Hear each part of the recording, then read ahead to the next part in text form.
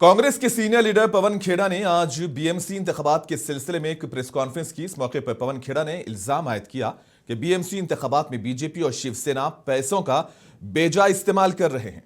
उन्होंने कहा कि यह पैसा मुंबई की जमीन बेचकर हासिल किया गया, जिसे यहां बर्बाद किया जा रहा है। पवन खेड़ा ने कहा कि तमाम सियासी जमातों के कायदीन को तरक्की के लिए बराबर पैसा मिलना चाहिए, लेकिन यह बताना चाहिए कि बीजेपी और शिंदे ग्रुप के लोगों को कितना पैसा मिला। उन्होंने कहा कि आज मुंबई की आवाम को किसी भी तरह की सहूलत हासिल नहीं है।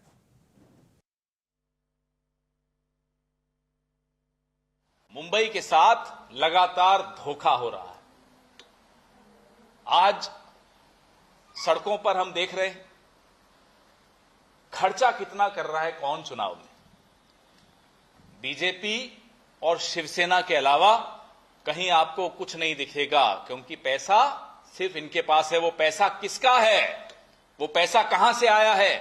वो पैसा मुंबई की जमीन बेचकर आया है, वो पैसा मुंबई के हक बेचकर आया है, और वो पैसा यहां गंवाया जा रहा है, बर्बाद किया जा रहा है। जो हमारे हक के साथ लगातार खिलवाड़ करे, जो रोज हमें धोखा दे, क्या ऐसी पार्टी को फिर से जिताना चाहिए? क्या ऐसी पार्टी को चुनाव लड़ने के वक्त जब वो दरवाजे पर आए तो सवाल नहीं पूछने चाहिए?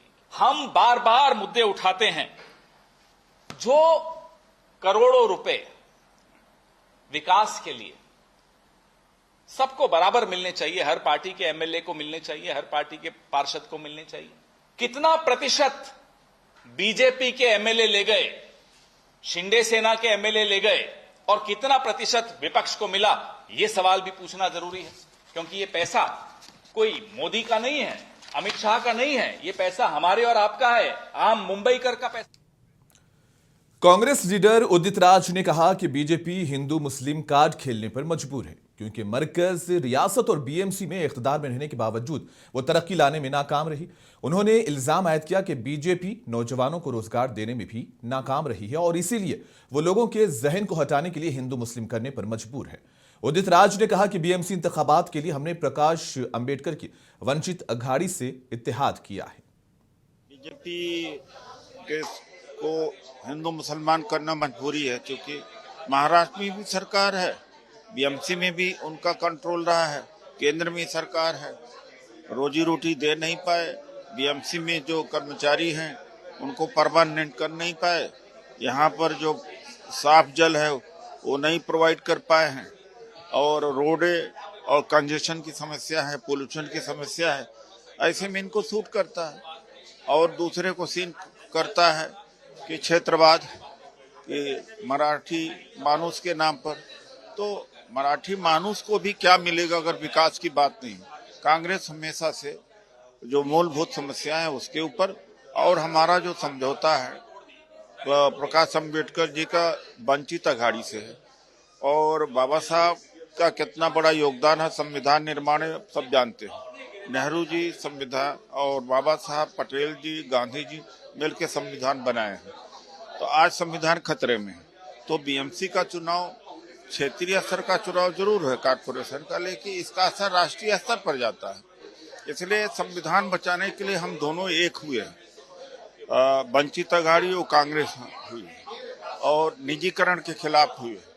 तो हम केवल विकास के मुद्दे पर, संविधान बचाने के मुद्दे पर। कांग्रेस के शोला बयान मुकर्रिर और राज्यसभा एमपी इमरान प्रतापगढ़ी ने भी बीएमसी इंतखाबात में पार्टी उम्मीदवारों की इंतखाबी मुहिम में हिस्सा लिया। इस मौके पर मीडिया से बात करते हुए इमरान प्रतापगढ़ी ने कहा कि मुंबई में कांग्रेस के लिए माहौल साजगार है और इसकी बड़ी जीत यकीनी है। उन्होंने मुंबई के अमन अमान की सूरत हाल पर सवाल उठाते हुए बीजेपी हुकूमत और चीफ मिनिस्टर देवेंद्र फडणवीस को शदीद तनकीद का निशाना बनाया। उन्होंने इल्जाम आयद किया कि बीजेपी इंतखाबात को जीतने के लिए हर तरह की नाकाम कोशिश कर रही है।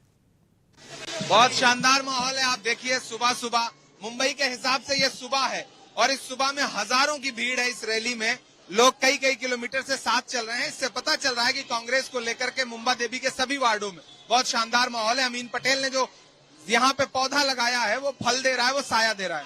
मुझे लगता है भाजपा की सरकार क्या कर रही है, लॉ एंड ऑर्डर इसका मतलब खराब है, तभी तो डर लगना चाहिए लोगों को।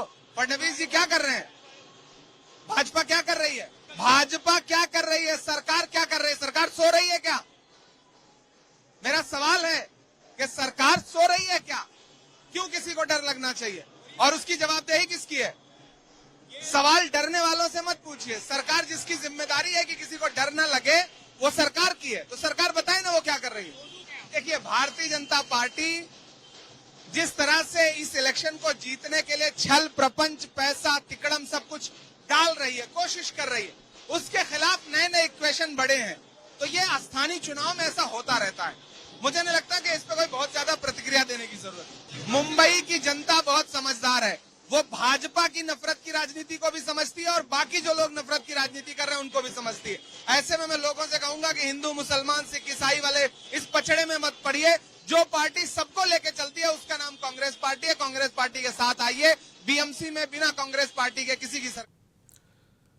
तेलंगाना के वजीर अक़लियती बहबूद और कांग्रेस लीडर मोहम्मद अजहरुद्दीन ने भी बीएमसी इंतखाबात के लिए पार्टी उम्मीदवारों की मुहिम में हिस्सा लिया। अजहरुद्दीन ने कहा कि इस वक्त मुंबई में कांग्रेस के लिए माहौल साजगार है क्योंकि अमित पटेल ने बहुत मेहनत की है और हमें यकीन है कि हमें इसका फल मिलने वाला है। अजहरुद्दीन ने कहा कि चेन्नई बीजेपी लीडर अन्नामलाई के बयान पर भी शदीद तनकीद करते हुए कहा कि मुंबई के लोग नफरत की सियासत को मुस्तरद कर देंगे।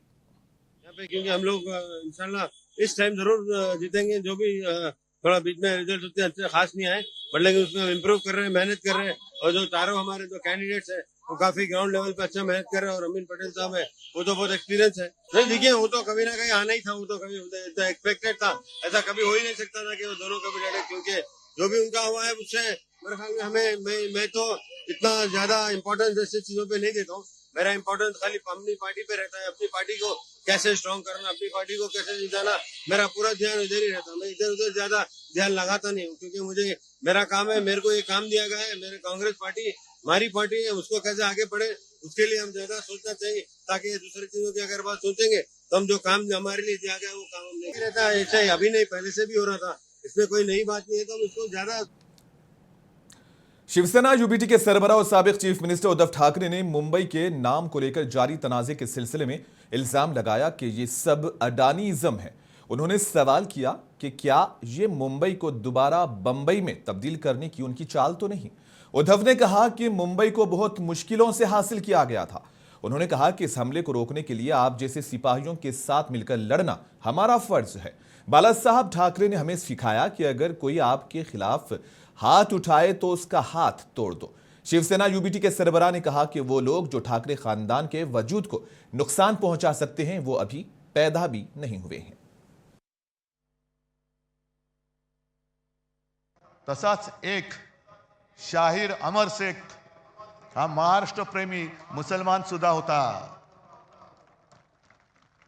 आणि तो ठणकावून सांगायचा, जागा मराठा आम जमाना बदलेगा।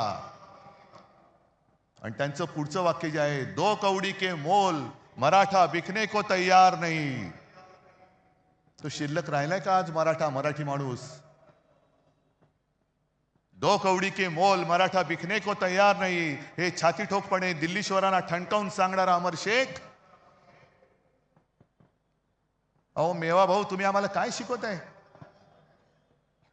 हे सगळं अदानीकरण चाललेलं आहे। आमची मुंबादेवीच्या नावावरून तिचं नाव आम्ही मुंबई ठेवलं। मला आता भीती वाटते। म्हणजे भीती तर वाटत नाही, कारण तुम्ही एवढे म्हटल्यानंतर त्यांना भीती वाटली पाहिजे। एमएनएस के सरबराह राज ठाकरे ने कहा है कि यूपी और बिहार के लोगों को समझना चाहिए कि हिंदी सिर्फ उनकी जबान नहीं है। मुझे इस जबान से नफरत नहीं है, लेकिन अगर इसे मुसल्लत करने की कोशिश की गई तो उन्हें सबक सिखाया जाएगा और उन्हें महाराष्ट्र से बाहर कर दिया जाएगा। राज ठाकरे ने मुकामी आवाम को मुखातिब करते हुए कहा कि हर तरफ से लोग महाराष्ट्र आ रहे हैं और आपका हिस्सा छीन रहे हैं।